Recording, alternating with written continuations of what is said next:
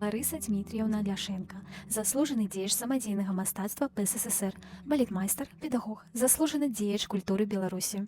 Нарадзілася 14 сакавіка 1914 года. Ларыса вучылася ў школе мастацтваў, дзе акрамя ігры на віяланчэлі, скрыпцы і фартэпіяна яна асвойвала мастацтва балета і марыла пра танцы. У 1931 годзе Ларыса становіцца навучэнкай музычнага вучылішча, пасля заканчэння якога дзяўчына паступіла працаваць у варонежскі тэатр музычнай камедыі. Тут яна сустрэла сваё каханне. Яе будучы муж Пётр Філіпавіч Ляшенко быў салістам хору тэатра. Нарадзіўся сын Александр. 15 мая 1945 года разам з калектывам Рыгора Шырмы сям'я Ларысы пераязджае ў Гродна. Ларыса Ляшенко была метадыстам абласнога дома народнай творчасці горада Гродна. Адначасова працавала балетмайстрам і піяністкай у доме афіцэраў, кіравала танцавальнымі калектывамі ў шматлікіх установах і на прадпрыемствах горада, вяла заняткі ў танцавальным кружку Гродзенскага дома піянераў.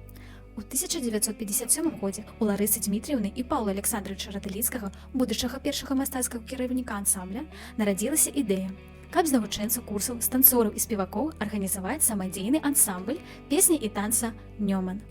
У народным ансамблі «Нёман» Ларыса Ляшенко працавала балетмайстрам з 1957 па 1996 гады. У 1996 годзе яна пакінула свой ансамбль, але не такі быў характар у Ларысы Ляшенко.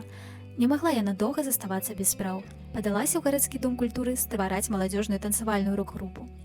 Ларыса Дмітріевна Ляшенко валодала адначасова здольнасцямі мастака-мадэльера.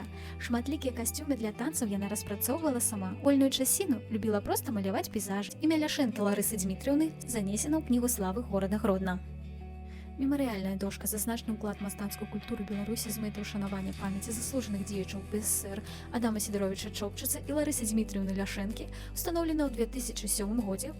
У 2014 годзе імя Ларысы Ляшенко прысвоена вуліцы ў горадзе Гродна.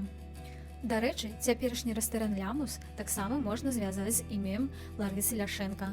Калі яна прыехала ў Гродна, жыла ў гэтым будынку некалькі гадоў.